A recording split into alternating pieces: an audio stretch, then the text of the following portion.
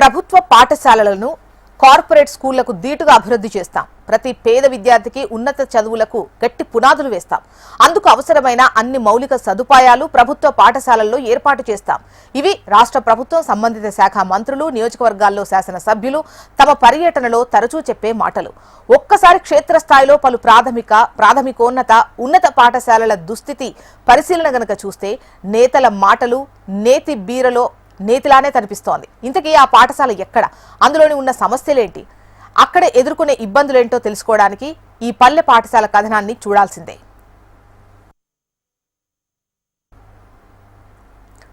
చెట్ల కింద చదువులు, అందులోనూ ఇరుకైన ప్రాంగణం, పెచ్చులూడిపోయిన స్లాబులు, రోజుకో చోట కూలిపోతున్న పురాతన నిర్మాణం.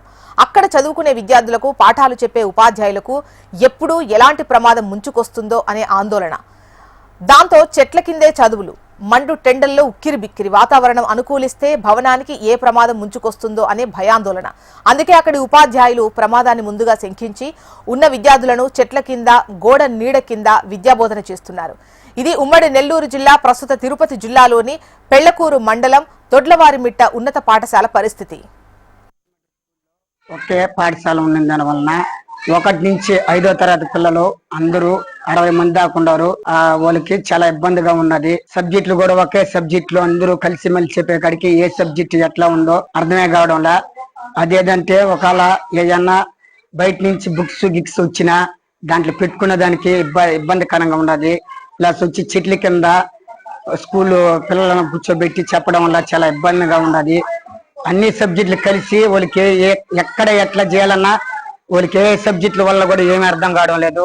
ఒక్కో సబ్జెక్ట్ కానీ సపరేట్ రూములు, గదులు కానీ ఉంటే బాగా చదువుకుంటారు. ఇలా చదివి కాకుండా ఒక 4-5 రూములు సెట్ చేసుకుంటే 1 నుంచి 5వ తరగతి దాకా ఒక్కొక్క సెట్ ఒక్కొక్క సెట్ చేసుకొని చదివిపిస్తే వాళ్ళకి బాగా అర్థం అవుతుంది. అది కాకుండా పక్కన ఇంకో బిల్డింగ్ ఉంది స్కూలు, ఇది బాగా పాడైపోయింది. ఎక్కడ పడితే అక్కడ బెచ్చులుగా ఊడిపడిపోయి పిల్లల మీద ఎక్కడ తల మీద పడుతుందో ఎక్కడ పడుతుందో వాళ్ళకే తెలియలేదు.